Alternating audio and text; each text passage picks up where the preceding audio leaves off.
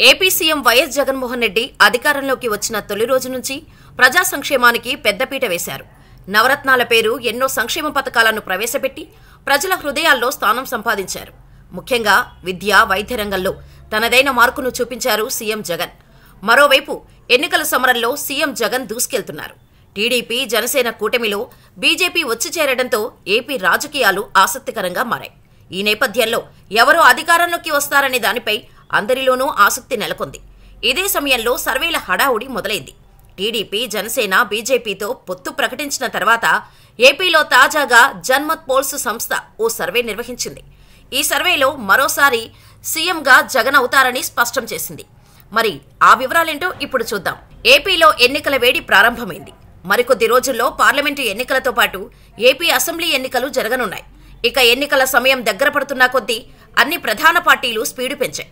అధికార వైసీపీ 175 స్థానాల్లో గెలిపే లక్ష్యంగా ముందుకు సాగుతోంది. ప్రతిపక్ష పార్టీలైన టీడీపీ, జనసేనలు బీజేపీతో జతకట్టాయి.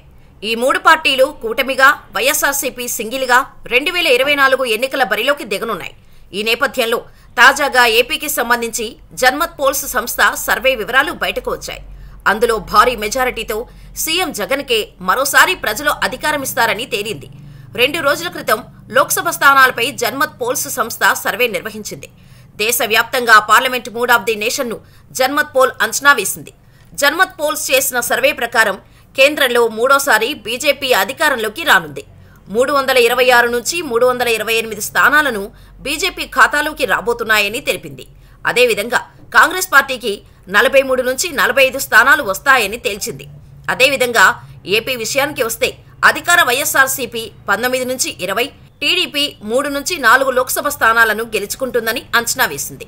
అలాగే బెంగాల్ రాష్ట్రానికి చెందిన తృణమూల్ కాంగ్రెస్ కి 21 నుంచి 23, ఆప్కి 7 నుంచి 8 అని, బీజేడీకి 10 నుంచి 11 స్థానాలు గెలుస్తుందని అంచనా వేసింది.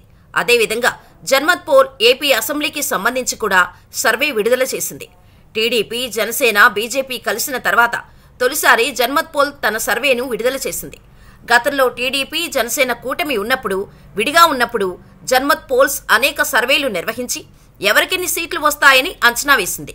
అదేవిధంగా తాజాగా బీజేపీ, టీడీపీ, జనసేన పార్టీలు కలిసి పోటీ చేస్తున్న నేపథ్యంలో మరోసారి జన్మత్ పోల్స్ తన సర్వేను విడుదల చేసింది.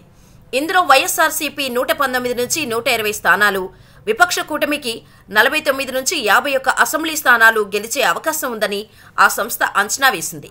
మొత్తంగా జన్మత్ పోల్ చేసిన సర్వే ప్రకారం వరుసగా రెండోసారి వైఎస్ఆర్సీపీ అధికారంలోకి రానుంది.